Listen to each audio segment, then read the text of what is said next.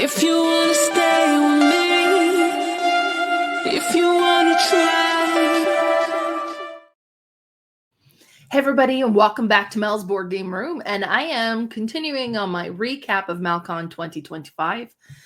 And MelCon 2025 is, well, actually, let me show you. So we're going to do a recap on day 2. But MelCon is a mini board game convention that I host every year since 2019, and it's kind of like my birthday gift from me to me. And it started out in my house, and I did a full weekend of board gaming at my house, and I had tables set up everywhere, but it kind of outgrew my home. So it's moved into a hall. So it's kind of open to the general public. Well, it's open to the public, but I don't only advertise it with the gaming community. So it's really is open only to gamers. And so it was a great weekend. We had about 50 attendees. I ended up playing 25 games, and it was Friday from 2:00 in the afternoon till midnight, and then Saturday from 8:30 to midnight, and then on Sunday it was from 8:30 to 5. So we're doing a recap of Saturday. So that was the longest day, and is the day that I have played the most game. So let me tell you about the games that I've played. We started off with Kabuto Sumo. So I had played the third version of this game. I had never played it before. I'd heard of it. It sounded interesting, but I was like, well, I don't know. It looks cute. It looks interesting, but I don't know if I would really enjoy it. So after I played my friend's copy and it was so good, I was like, okay, I do need my own copy of this. And that was the first game that got it to the table. So I had played it 2 players before, and this time we played it 4 players. And as a 4-player game, you played on teams. So we actually played it twice. So kind of swapped teams halfway through as well. And you have all these components on this little platform, and you have a little kind of another little platform that you can kind of tuck down the side, and you'll slide a piece on, and you're trying to knock off pieces off this platform, but you're also really trying to knock off the other team players off the platform, because that is a game winning condition. Or if you play with a little belt, and it's like a little wrestling belt, if you knock the belt off, you can win that way as well. If you ever it is your turn and you don't have a little token to push on, you lose the game immediately. So you got to make sure you get some tokens. And then each player kind of gets a different player ability that kind of gives you different things that you can do. If you see on the video here, like I have that big cactus piece, and that was part of my player ability. So you can put in this big piece in there. So hopefully that pushes more stuff in, but it's really narrow. So it could, and it's really interesting because when you push things onto here, you'd be like, okay, I'm going to push there. So it pushes that off over on the other side. But sometimes pieces just spread out, and then just the science behind it, or like the logic of how things are going to move is not always clear, which makes this game even more interesting. So that was the first game, played Kabuto Sumo. Then we played a game of 7 Wonders Architect, because people were just kind of slowly trickling in, and they were still trying to play all together as a group. And 7 Wonders Architect will play up to 7 players. So what's really neat with this one is every player has their own wonder, and it comes in a bunch of pieces, and it's on the construction side. And what triggers the end of the game is as soon as somebody builds their whole wonder completely, that ends the game. Everybody tallies points after that. So on your turn, you're going to draw a card. Now you can either draw from the deck that's between you and the player to your right, or from the deck that's between you and the player to your left, or you can draw from the middle. But the middle is face down, so you can see what's here, you see what's here. You don't know what's in the middle unless you have the cat. Some cards are just kind of victory point cards, but we'll have a cat on it. And if that happens, you get the cat. And that allows you to kind of have a peek before you decide. Now, The cat gets passed around, though, because as soon as somebody else gets a card with a cat on it, they take the cat away. And the cat is worth 2 points at the end of the game. So there's that going on. But you'll want to collect resources in order to build your wonder. And then you'll have gold that's wild, but then you'll have different resources. And what is required will depend on what level you are in the wonder. So at first, it's like 2 different resources. Then you want 2 of the same resource or 3 of different resource, and you got to build it from the bottom up, so it kind of builds up in complexity. But every time you complete a portion, that does give you point as well.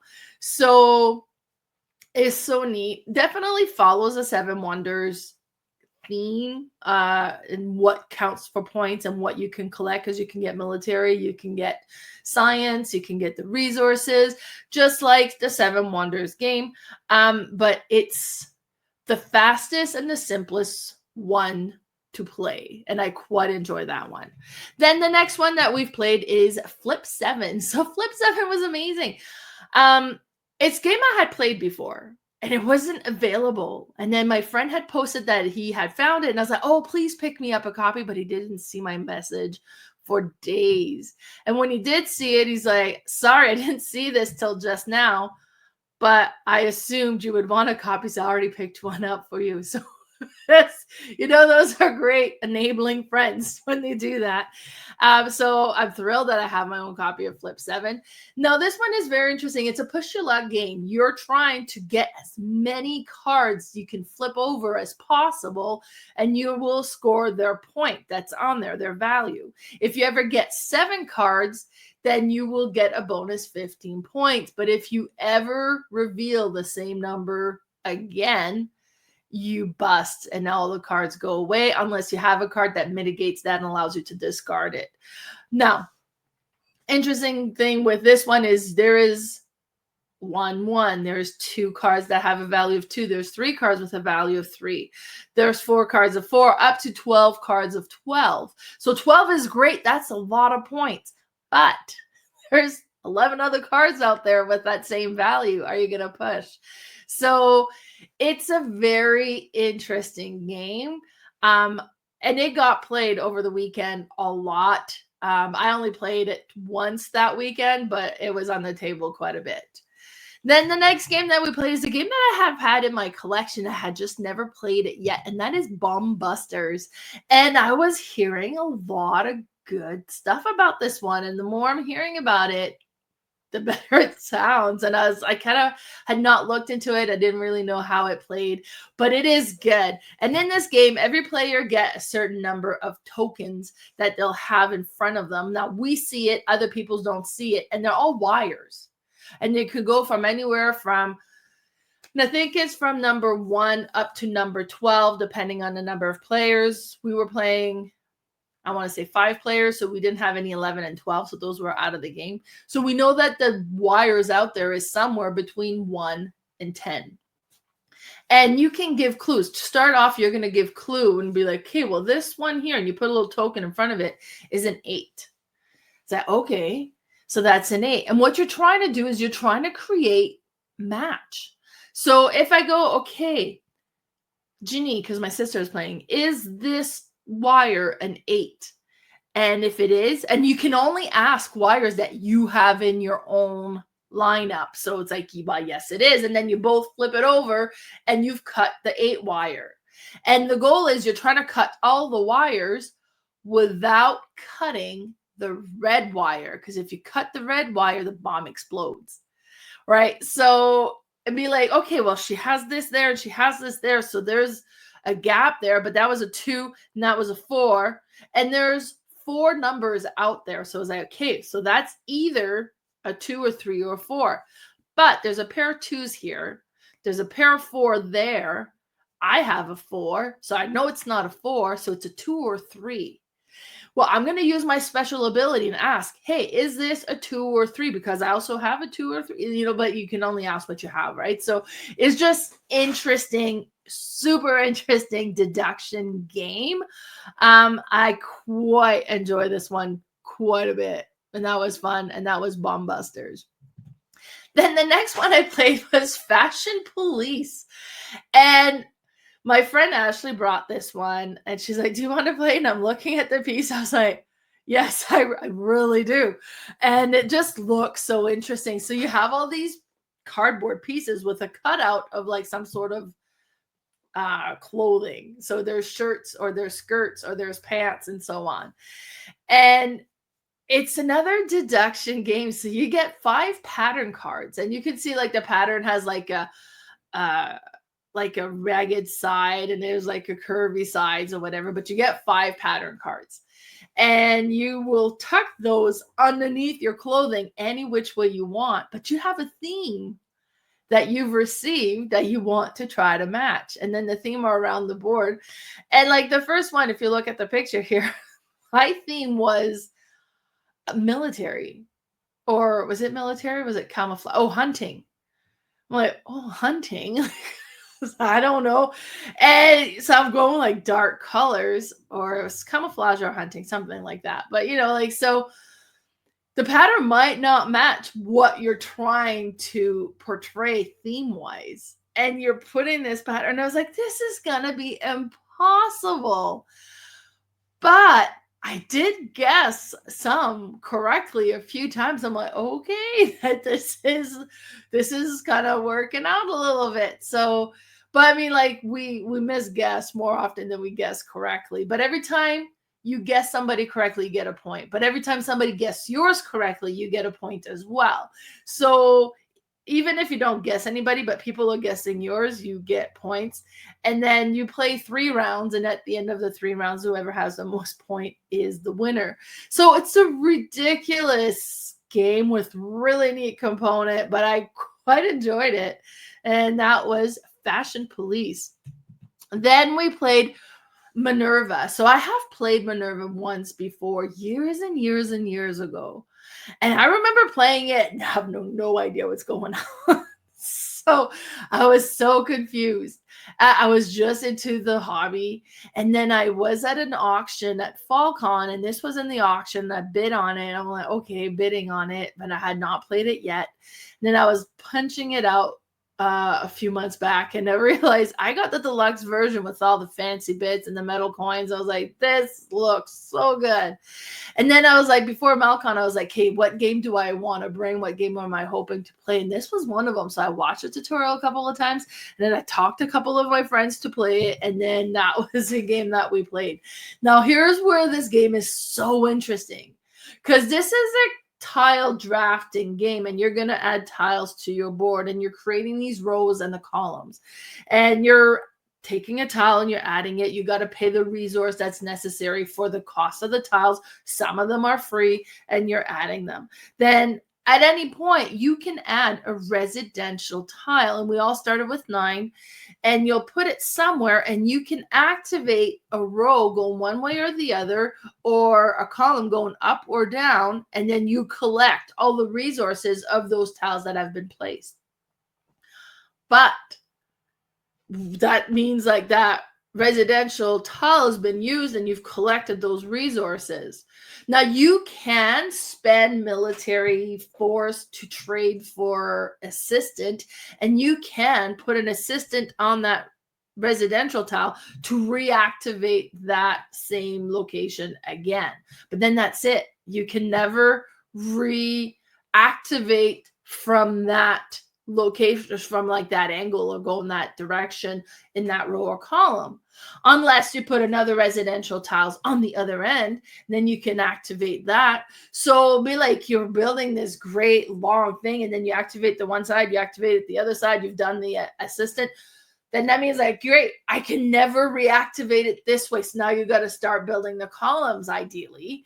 And then you're building the columns, and it's like, okay, well, do I activate it now? Do I want to wait? And then some of the tiles that you can acquire have like end of game bonuses, as like depending on what's surrounding or depending on what's in the row or column that it's in, will score you bonus points and stuff. So it's really interesting, the decision of where you're going to place your tile, what are you going to activate when, and like, so I was so impressed with it, and then I had a clue what was going on this time. But it was so interesting. And actually, everybody at the table quite enjoyed this one. It's a neat game. And that was Minerva. Then we played Gnome Hollow. So this game was lent to me by my friend Dave. And he's like, I'll leave this with you. Learn how to play. I'd love to play it. So when I was kind of asking everybody what they wanted me to bring for the library at MelCon, Dave's like, if you could bring that one, I would love to play it at MelCon. So we brought it, we played it, and this is a neat game. So it's another card tile laying game, and with these tiles you're trying to create these little fairy rings, like when you get a ring of mushrooms, they're called fairy rings. So you're trying to create this and put your gnome on it so that when they're completed you get to collect all the mushrooms that are in there, but you also get to place a token on your player board depending on the size of the ring that you just created. And the bigger the ring, the more reward that it's going to provide. And you can either collect additional mushroom, or you can get flower plants, or you can get the flowers themselves, or bring out a different plant and all this stuff. What's super cool about the player board is all of those little tokens you have on there, they're magnetically attached to it, so they're not falling around. Like they're there, and then you can lift them and put them there, and it just holds everything into place. Magnetic boards should be more common in board game, mostly when you have a bunch of tokens that are marking stuff. It's just so clever. Now this game did have like the upgraded components, which looked so cool. So you had all these wooden pieces. But yeah, so you're drafting tiles, placing them, creating fairy rings, kind of scoring them. And then at the end of the game, you're going to score a point based on the flowers that you collected. You can go to the trunk at the middle of the board to trade them out for treasures. And the treasures are like bottle caps or feathers or different things like that, but they all have different value. And that's going to give you points. So you can trade the flowers for points, or however many flower pots you have collected will be points. And then however many fair ring tokens that you've moved down will give you points as well. Really neat game. Super cute, kind of darling little theme to it. Then we played a couple of rounds of cubed next level domino. So this one is interesting. I am pleased with it. You have all these little tiles that have three sides. Now the sides can all be different colors. It might have 2 matching colors. It might have 3 matching colors, or it could have 1 color and 2 black. And they all have a value. So the black ones have a 5-point value. The single color is 3 points. One that has 2 the same color is 2 points. And then all 3 different colors is 1 point. And you're trying to place your tiles onto the board and get rid of all of your tiles, because at the end, whatever tiles you're left with are going to count for points. So you want to try to get rid of all of them. But when you place a tile, whatever side you place has to kind of match 2 sides, ideally, after you've placed the first 2. And, well, ideally, or more, like it has to. But the sides have to match the color of the other pieces that you are placing them next to. And not only that, but it also has to match the height, because there's a tall side and a slow side and tall and low and stuff. So be like, oh, I'll put it there. It's like, oh, no. And then it's like crisscrossing. It's not the same angle. So then it can't go there. So you got to figure out where to place them. It's neat. It's such kind of neat, satisfying, chunky pieces to play with. And it's this fun puzzly thing. And one thing I'd like to bring out, the colors are colorblind friendly. So they've selected colors that can be distinguished for colorblind people as well. And it's just such a neat, clever game. And we've played it a few times. I had played it on day 1. We played it again on day 2. I don't think it hit the table on day 3, but since I've been back from MelCon, me and Lee have played this a couple more times. So that was Cubed Next Level Domino. Then we played Wandering Towers. Wandering Towers is just wonderful. It'll play a fairly large group of people. I think it plays up to 8. But we're playing it 6 players possibly. And the whole goal with this is you have all these towers. Now this is partially through the game. Otherwise the towers are all single levels. And you have some of your meeples on it. And the goal is you want to move your meeples and the towers so that you get all of your meeples into the black tower. The black tower is actually a little kind of cup, so you drop them in there. But every time you drop a meeple in there, that moves to the next raven symbol that is uncovered, and that it moves there. So as you reach it, it moves away. Then you got to continuously chase this tower. But on your turn, you'll play 2 cards, and you can either move a meeple a certain number of space as indicated or by a dice roll, or you can move a tower. Now, if you move a tower, you can move 1 tower, or if it has multiple stack, you can move 1, 2, or 3 tower, well, however many stack, and you can be like, oh, I'm going to move half the tower, so I'm grabbing it from here, and I'll move it 3 space, or whatever the card says. Now, if you ever do a movement of a tower and cover some of the meeples, you get to fill up one of your magic vials. And now you have this magic potion that's been filled in. Eventually, you can spend those potions that you flipped over to activate special abilities. But in order to win the game, you need to have all of your vials filled with magic potion and all of your meeples into that little black tower. Now, where it gets really tricky is as the tower moves around and covers meeple, I, anyways, always lose track of where my meeples are. I was like, okay, I think it's in this tower, and I think it's on the 2nd level, so I need to move it there. Oh no, it wasn't there. It's like, I have no idea where my meeple is. So there is like a memory element to this as well. This is a crowd pleaser. It got played a lot. It's just such a fun, interesting game. I mean, it's simple to play, but it has intricacies, like just remembering where everybody is. And then if you get all your meeples in, but you haven't flipped all your vials, I was like, oh man, now I have to try and cover up all these meeples so I can fill up my vials in order to win. Neat game. And that was Wandering Tower. Then we played Party Panda Pirates. So Party Panda Pirates is like what is it, Mario Party. If you've ever played the video game Mario Party, you go around the board, and everywhere you land, you will activate a mini game. And this is like this. So you all have, now one thing I want to say about this is the components are adorable. The meeple have little faces on it. It's super cute. The dice are beautiful. We all have our own set of dice.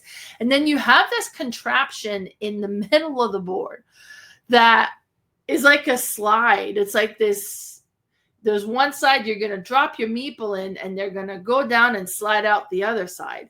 And you're going to aim this to one of the island on the board, and you're trying to aim to land on an island that has a mini party game assigned to it, and you don't necessarily know what it is. Now, we've all started with a few, and we've picked a couple, and we've tucked them in. So we know where ours are, but we don't know what other people have seen. So, and you'll be like, hey, well, I want to do the one that I know about, so I'm going to go there, and then I'm going to drop the meeple there. Now, if you land on the island, you get the bonus of a coin or something. But other people are sliding in, so they might knock you out. So there's that to consider as well. So it's kind of where the position are. And you could be like, well, I don't want to do that one. I want to go to this island. So you go on that island. But then it's a bit of area control at that point. Whichever island has the most meeple is the party game we're going to be doing. So then you flip the tile over, the card over, and then it describes, okay, this is the party game we're doing. And it could be anything, to dice and card stacking, dexterity game, to flicking cards, trying to land it in the box dexterity game. And I sucked at all of those, by the way. Or a race along cards, like to the Valiant, it's a dice rolling speed game. Like the different games are all different. And it all has to do with the cards that we have and the dice that we have. And some games be like, hey, bet on who you think is going to be in last place, or bet on who you think is going to be in first place, and you're getting bets, and then that gives you bonus coins as well. And depending on the position of where everybody landed in this game will determine how much you get in the movement track. So you get 2 re-rolls and a coin, then you roll the dice. Okay, well, because we're trying to collect these treasures on the treasure map portion of the board. But then if you get enough coins, you can also just buy these treasures as well. And then treasures are point. Whoever has the most at the end of the game is the winner. So it's a really silly, perfect for convention, silly, fun type of game. I think for not little kids, for a younger audience would be a big hit as well, but not so little that they can't complete any of these dexterity game or whatever, because that would be really frustrating for them if to just lose everything. But definitely it's a silly, fun game. So if you're like, okay, let's play something deep and crunchy, this is not the game for you. But if you're like, hey, my brain is mush, I don't want to think anymore, let's just do something silly, fun, this is where this game is going to shine. And that was Party Panda Pirates. Next game we played was Civilization: A New Dawn. I really like Civilization games, but A New Dawn, as far as Civilization goes, plays quickly. We played a 4-player game, and I think it was less than 2 hours, so maybe an hour and a half or so. So for a Civilization game, that is nice and quick. So this one has like components are super cool. You have all these little city kind of plastic tiles, and you have your capital city one, and then you have caravans, and this one had armies. So we had the armies. There was an expansion in this game, and you can attack, but you can also kind of trade and make deals with other players as well. And you'll flip cards that kind of gives you what the different goals are for this round.